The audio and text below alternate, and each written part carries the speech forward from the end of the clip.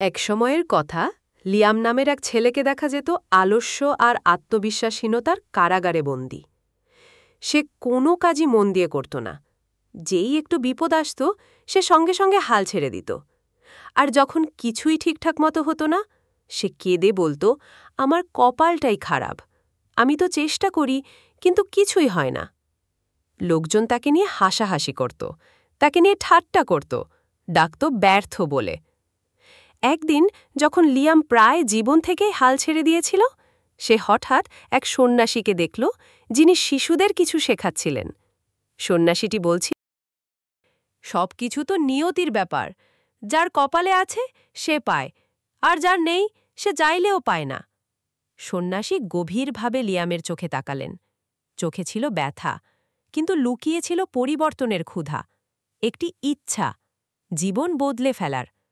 সন্ন্যাসী হালকা হেসে বললেন, তুমি ঠিকই বলেছ, সবকিছু নির্ভর করে নিয়তির উপর। কিন্তু তুমি কি জানো, নিয়তি বদলে যেতে পারে মাত্র এক মুহূর্তে। লিয়াম হতবাক। এক মুহূর্তে? হ্যাঁ, শান্ত গলায় বললেন সন্ন্যাসী। আমার জীবনও একসময় তোমার মতোই ছিল।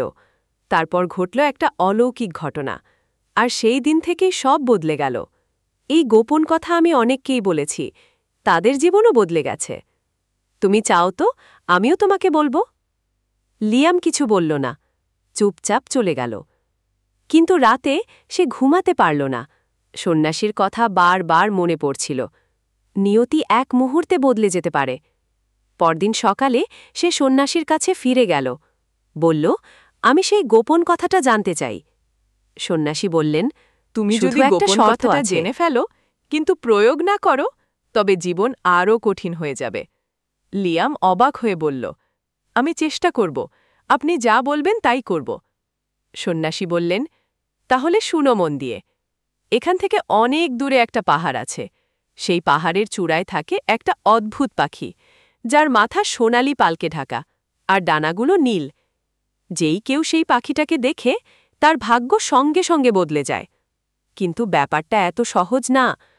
পাখিটা শুধু সূর্যোদয়ের সময় দেখা দেয়। সে সময় মিস করলে আর কেউ জানে না পাখিটা কোথায় যায়। সেই রাতেই লিয়াম ঠিক করল যাবে।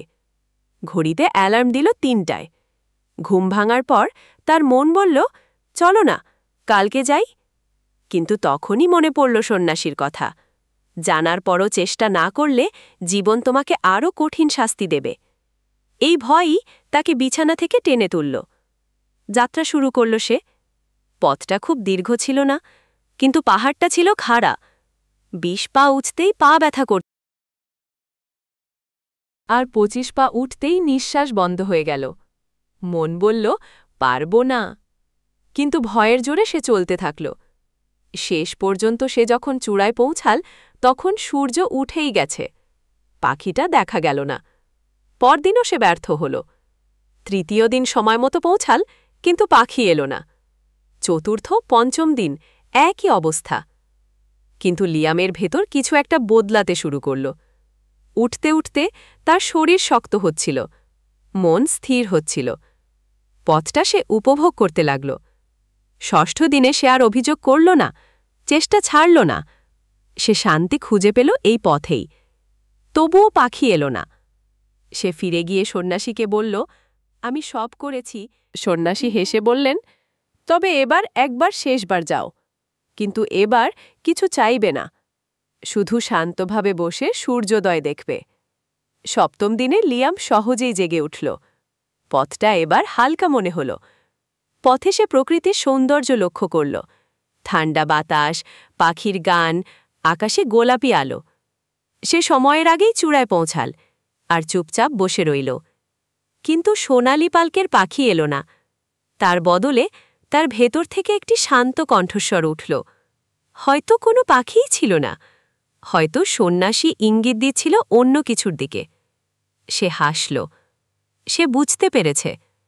সে ফিরে গেল সন্ন্যাসীর কাছে, চোখে আলো, পায়ে আত্মবিশ্বাস।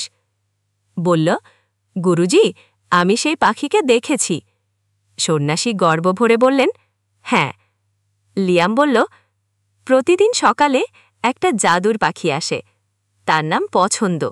চয়েস।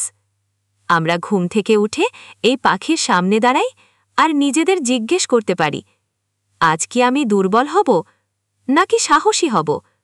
আমি কি পালাবো নাকি ভয়কে সম্মুখীন হব? আমি কি অভিযোগ করব নাকি নিজেকে গর্ব? সন্ন্যাসী মাথা নেড়ে বললেন, ঠিক তাই, এই পছন্দ পাখি বিরল। কিন্তু শক্তিশালী। যে একবার এটা দেখতে পায় সে আর ভাগ্যকে দোষ দেয় না, সে নিজেই নিজের ভাগ্য গড়ে।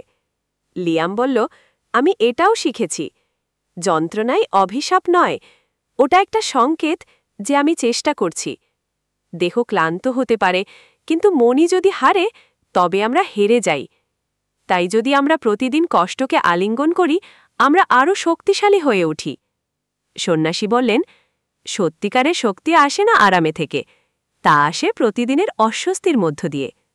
সকালে ওঠা, মন্দ অভ্যাস ছাড়ার চেষ্টা, ভয়কে মোকাবেলা, এই স্মার্ট সিদ্ধান্তগুলোই সফলতার ভিত্তি গড়ে তোলে।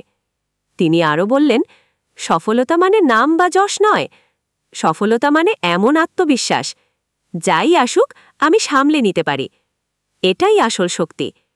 লিয়াম হেসে বলল, আমি এখন বুঝি ব্যথা একসময় কমে যায়, কিন্তু শেখা থেকে যায়।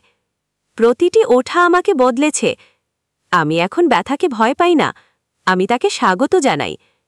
কারণ ওটাই আমার মনকে শিখায় কেন্দ্রীভূত থাকতে, শৃঙ্খলিত হতে। সন্ন্যাসী শেষবার বললেন, মনে রেখো, আমরা আমাদের পরিস্থিতির কারণে আটকে যাই না, আমরা আটকে যাই আমাদের নির্বাচনের কারণে। দুঃখ কষ্টই সফলতার ভিত্তি। তুমি হয়তো সেটা দেখতে পারো না, কিন্তু প্রতিটি শক্তিশালী মানুষ এই কষ্টেই বড় হয়েছে। প্রতিদিন সকাল আমাদের সামনে নিয়ে আসে একটি জাদুর পাখি, পছন্দের শক্তি। যদি তুমি সঠিকভাবে বেছে নিতে পারো, তাহলে ভাগ্যও তোমার সামনে মাথা নত করবে। ব্যথা আসবে যাবে, কিন্তু শেখা, চেষ্টা আর পরিবর্তনের সাহস চিরস্থায়ী। প্রতিটি সংগ্রাম গড়ে তোলে আমাদের, প্রতিটি প্রচেষ্টা আমাদের শক্তি বাড়ায়। সফলতা মানে বিখ্যাত হওয়া নয়, সফলতা মানে হার না মানা মানুষ হওয়া। কারণ শেষ পর্যন্ত আমরা যা পেয়েছি তা